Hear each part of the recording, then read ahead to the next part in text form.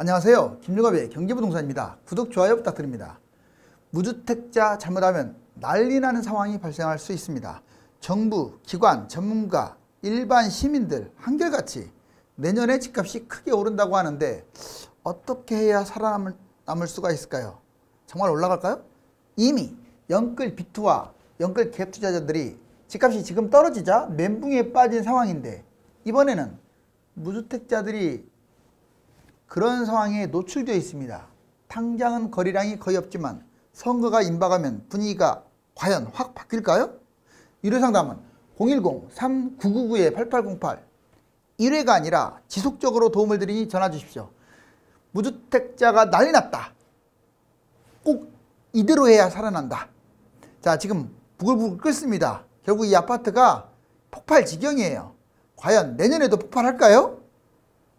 먼저 그걸 알기 전에 이제 이것부터 보겠습니다. 지금 잘못 잡으면 망하는 부동산이 무엇인지를 먼저 파악을 해야겠죠. 자, 지금 잡으면 망하는 부동산은 크게 세 가지가 있습니다.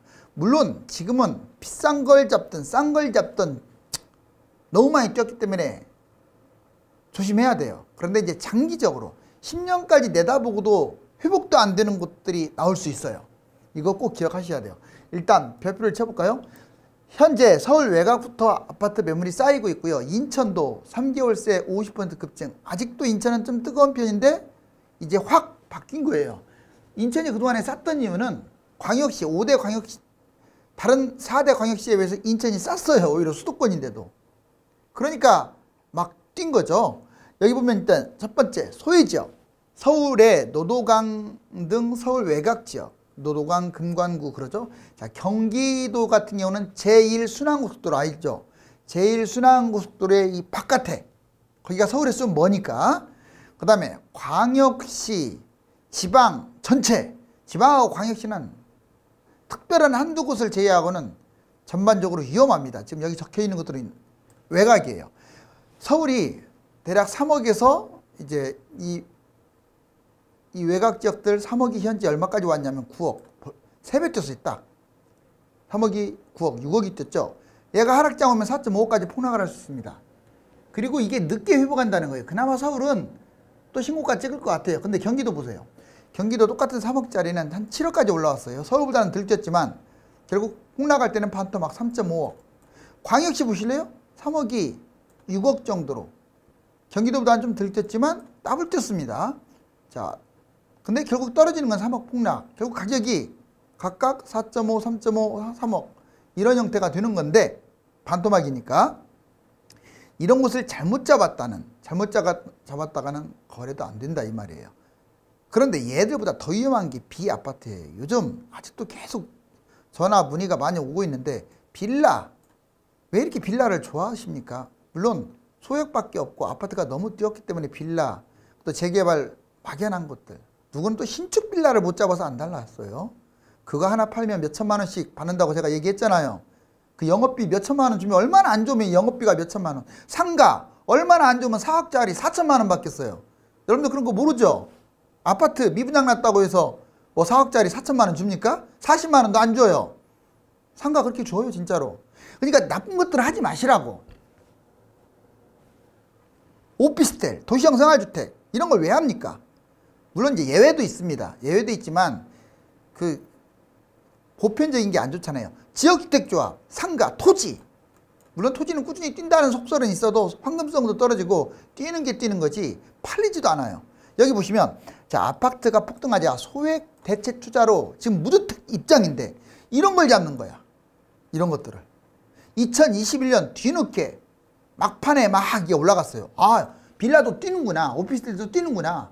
지금 싼 가격이니까 그나마 잡아야지. 그것도 전세 끼고 2천만 원이면 잡으니까 망하는 거예요 그냥. 10년 안 팔리고 가격도 손실 봐요. 실제 여러분들 과거 10년 동안 지금 빌라 갖고 있는 사람들한테 물어보세요. 오피스텔 갖고 있는 사람한테 물어보세요. 괜히 이거 잡아가지고 아파트 다 놓치고 얘 때문에 아무것도 못하고 쫄딱 망하고 팔리지도 않고 무주택이 100배 나아요. 신간 편하고. 제 말 맞습니다. 하지 마시라고 이런 거. 이것도 안 좋다고 이것도. 소외지역을 왜 합니까? 소외지역 제가 얘기했잖아요. 경기도 예전에 2007, 6, 7, 8 이렇게 폭등했었는데 그 이후에 13년 지난 20년이나 21년부터 뛴 게 경기도예요. 그것도 올해부터 뛴 것도 있어요. 얼마나 안 좋으면 오래 뛰었겠어요. 13년 동안 안 뛰다가. 그런 거 좋다고 막 매수하고 있는데 다음에는요 안 뜁니다. 이제 똑같은 문재인 같은 대통령이 나와야 좋아야만이 뛰어요. 또 여기 보면 회복불명 2021년 2022년 이후에 얼마나 안 좋으면 자 2021년에 뛰었겠어요. 또는 2020년 후반에 뛴 것도 안 좋아요. 주로 이런 것들이 많이 뛰었잖아요. 자 폭락 10년 장기화될 수도 있고 경기 지방 가격 폭락 후의 정체 상승장 늦게 상승해가지고 회복도 안 된다고요. 얼마나 안 좋으면 이제 뛰었겠어. 그게 나중에도 마찬가지예요. 나중에도 얘들은 늦게 뛰거나 못 뛰어요. 회복이 안 돼요. 공급과 물량 폭탄이 많습니다. 여러분들 엄청나게 많아요. 제가 1000만 가구라고 분명히 얘기했어요. 최대 피해는 경기도 외곽, 그 다음에 지방이에요. 하지 마세요. 그 다음에 영끌 매입, 부동산 폭락 이끈다. 11억 주고 산 아파트 한 달 만에 쭉 빠지니까 지금 패닉바잉으로 집을 산 사람들 2030이 속이 타요. 영끌로 지금 영끌은 세 가지가 있어요. 영끌로 대출받아서 비투한 매입이 있고 갭투자도 영끌인 거예요. 돈은 얼마 없으면서 전세 낀 게 안전할 것 같아요. 전세가 더 위험하다고 했죠. 차라리 대출은 갚으면 되지만 전세는 전세비 못 벌면 경매당해버려요. 그냥 더 위험하다고 했습니다. 갭투자가. 그런데 그걸 모르고 막 갭투자 좀 해달라고. 세 번째는 영끌로 비싼 아파트를 잡는 거예요. 영끌로 빚도 내고 그 다음에 부모님한테도 꾸고 전세까지 끼워가지고 자기 돈 얼마 되지도 않으면서 그러면 그건 집안이 망하는 거죠. 자 이거 보세요. 세 가지. 먼저 영끌 매입 2030 2011년 서울 수도권 광역시 영끌 정말 많이 매입했죠. 물론 21년 초에 매입해갖고 뛴 것들도 꽤 있어요. 근데 그 뛴 게 차익이 아니잖아요. 2년 넘어야 그것도 실거주 해야 비과세지. 6.5억 했던 것을 거의 다 7억에 잡았을 가능성이 커요. 왜냐? 계속 올라갔기 때문에 호가가 높았거든요. 최고가로 잡은 거죠. 이게 자기 돈은 1억밖에 안 되고 대출 무려 4억 막 이것저것 끌어당겨가지고 부모 돈 2억까지 빌려가지고 1억밖에 없으면서 7억짜리를 잡은 거야. 이게 바로 영끌. 하락 4년 시세 얘 7억짜리 3.5억으로 폭락을 해요. 3.5억은 그냥 날아가는 거야. 대출 4억 껴가지고 5%잖아요. 대략. 그러면 원리금 250만 원을 갚아야 돼요. 한 달에. 이자를 250만 원, 1년이면 3천만 원인데 자 이거 진짜 4년 동안 계속 빠지기만 한다. 3, 40이 1억 2천만 원 손해보고 가격은 3.5억으로 떨어졌어. 7억짜리가. 손해보고. 영끌 갭투는 더 끔찍해요. 자 집값 지속적으로 급등하면 좋은데 그 급등하기 때문에 그새를 못 참고 2021년 전세 끼고 영끌 갭 투자를 한 거예요. 6.5억 이게 호가로 7억에 이번에는 갭 투자로 매입했다고 하자고. 자기 자본은 1억밖에 안 돼. 근데 원래 대출이 안 되는데 막 이것저것 해가지고 대출 받았어. 뭐 모기지론까지 해가지고. 그 다음에 전세까지 4억 다 대출이나 마찬가지. 전세도 대출이니까 자기 돈은 1억 갖고 7억짜리 잡았어요. 결국 하락장 4년의 시세가 3.5억 반토막 나면 7억이 3.5억 3.5억 날라갔네요. 완전히. 자기 돈은 1억인데 3.5억이 날라가면 어떻게 되라는 말이에요? 하락장 전세 2.5억으로 추락할 거예요. 결국 전세 1.5억으로 1.5억 떨어져가지고 전세를 돌려줘야 하는데 못 돌려줘. 집값이 떨어지면 전세값도 떨어져갖고 이러니 경매당하는 거예요. 영끌 고가는 더 심각합니다. 고가라는 말은 뭐냐? 비싼 아파트를 영끌해서 잡았다는 거야. 자기 연봉 빼가 남 있고 고가 아파트 잡은 거야. 영끌로 잡고 갭투자까지 같이 한 거예요. 자 11억짜리를 잡았어요. 무려. 호가 12억. 자기가 뭐 연봉 한 1, 2억 되니까 연봉 많다고 해서 그건 현금이 아니에요. 연봉은 미래의 돈 쌓여야 돈이지. 12억짜리를 매입했어요. 그럼 자본금 3억에 대출 3억 끼고 대출도 잘 안 해주는데 이제 고액 연봉을 또 해줘요. 전세 6억 이렇게 해가지고 무려 9억이 사실상 빚이야. 이렇게 해갖고 집을 잡았는데 만약 하락하게 되면 12억은 6억으로 빠져요. 4년간 떨어지면. 어우 6억이나 손실을 봤어. 하락 전세 3.5억. 그 전에 6억이었던 게 3.5억이라서 전세값 2.5억을 못 해줘가지고 손실 나가지고 경매당하거나 집은 집대로 떨어지고 빚은 빚대로 갚아야 하고. 제가 지금 무주택자 난리 났다 이렇게 제목을 잡은 까닭은 바로 무주택자가 영끌러가 되지 말라는 뜻이에요. 그렇게 무리하게 잡지 말라는 뜻이에요. 이해가셨죠? 지금 난리 났다는 게 아니라. 그런데 여기 보세요. 집값 대폭락 6단계 과정 시뮬레이션을 뽑으면 올해 가장 큰 이슈는 2021년 왜 빠지고 있느냐? 금리 인상입니다. 대출 제한도 있고 아무튼 금리 인상, 매수 심리가 100 이하 80%까지 지금 내려온 상태예요. 매수자가 더 유리한 상황이야, 매도자보다. 그런데 내년 정도 되면 정부 정책으로 인해서 결국은 이제 하반기를 얘기하는 거예요.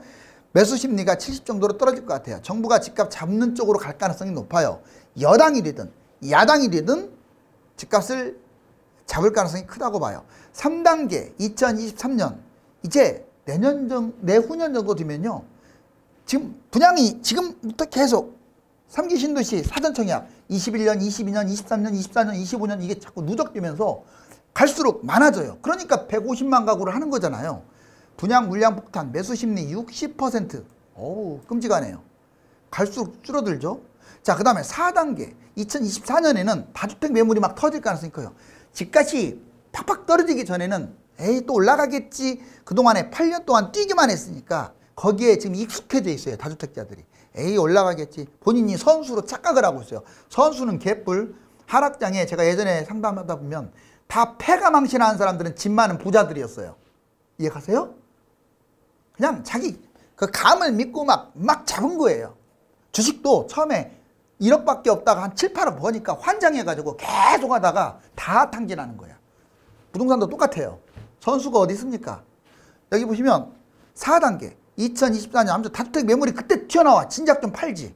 세금 아까워서. 근데 집값이 더 떨어져요. 세금보다. 매수 심리 55로. 2025년에 이제 23, 24, 25년에 분양했던 게 입주한다고. 이때 매물 폭탄, 입주 물량 폭탄. 이거 팔고 들어갈 생각을 했는데 얘가 안 팔리는 거야. 그러니까 헐값에 던지고 일이 들어가는 거예요. 자, 엎친 데 덮친 격으로 6단계 2026년 생산 인구도 감소되는 거야. 매수 심리가 30%. 여러분들 옛날에 2012, 13년 때 매수 심리가 30, 40, 50 이랬어요. 다 그 짝이 날 것 같아요. 이게 꼭 이대로만 된다는 보장은 없지만 그 해마다 핵심을 제가 키워드를 뽑아봤어요. 지금 시뮬레이션을 뽑으면 이렇게 나와요. 자, 이제 부동산은 의도적으로 뛰었나? 집값 잡기 위한 대책. 솔직히 지금 현 정부에 대해서 이거 내가 한 말 아닙니다. 정부가 의도적으로 집값 올렸나? 음모론 다시 등장해. 환경. 둘 중에 하나입니다. 의도적으로 뛰었거나. 그냥 무능이 아니에요.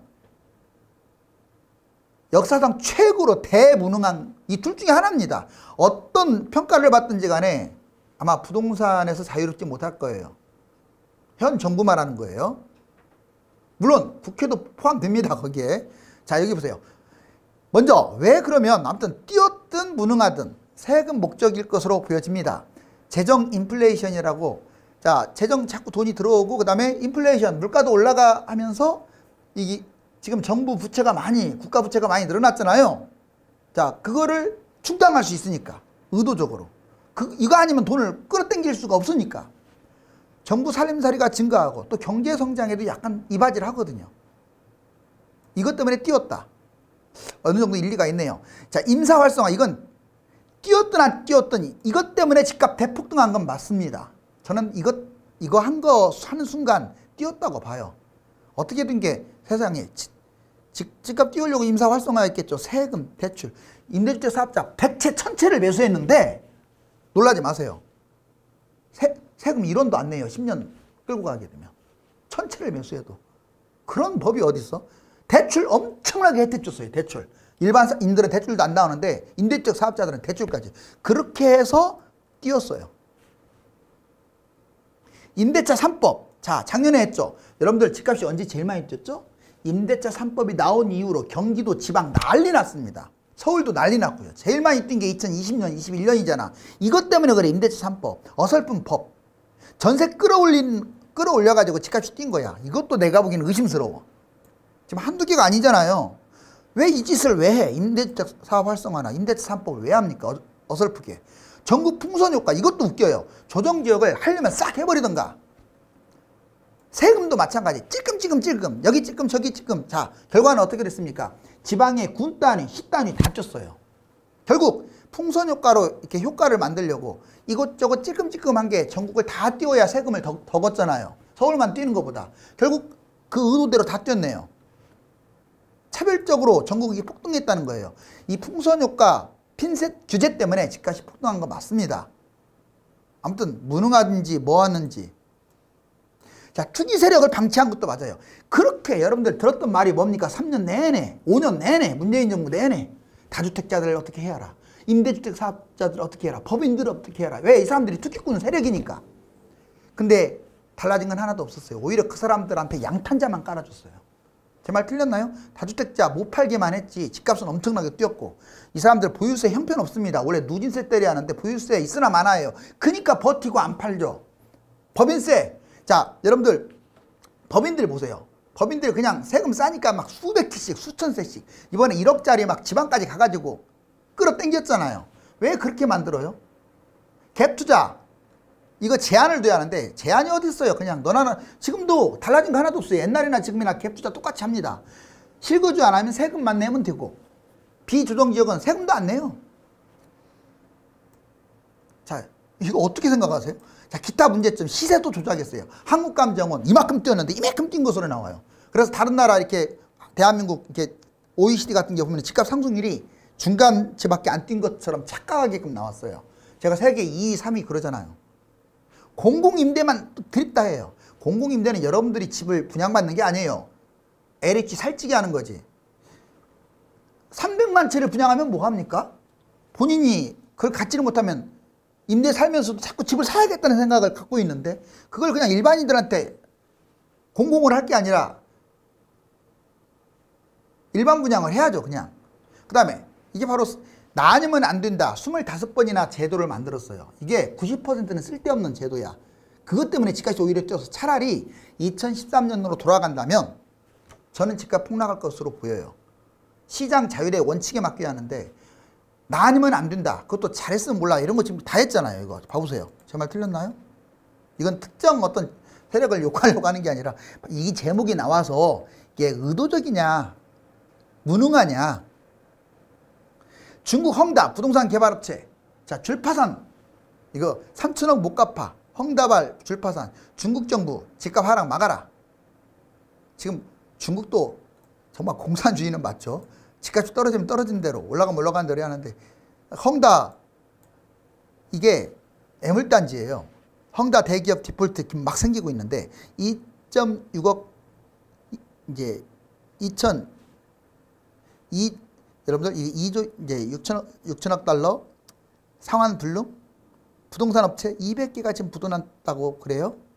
그런데 부동산 문제가 심각합니다. 디폴트에 관여하자니 달러 지금 부족한데 줄 돈도 없어요. 여기에 수다 부을 돈도.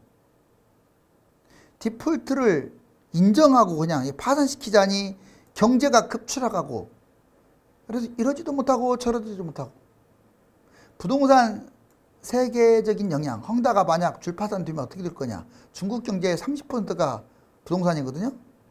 경제 위기나 경제 불안에 휩쓸릴 거예요. 물론 사회주의니까 뭐 파산 뭐 이렇게 이런 신청한다고 해서 자본주의처럼 구제금융을 받을지 그건 가봐야 알아요. 세계 경제 부동산 급락 이거 우리나라도 상당히 타격을 받을 가능성이 높아요. 이거 대비해야 합니다. 헝다. 자, 아파트 매수 하락 지속 경매 낙찰가 꺾였다. 여기 예전에 2021년 4월달 수준보다 훨씬 많이 떨어졌죠. 여기 보니까 매수지수가. 그리고 아파트 경매 낙찰가율이 서울이 62%로 확 줄었어요.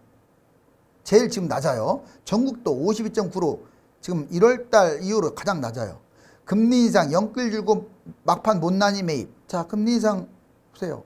지금 여기 보니까 30대 매수가 어쩔 수 없이 줄어들었어요.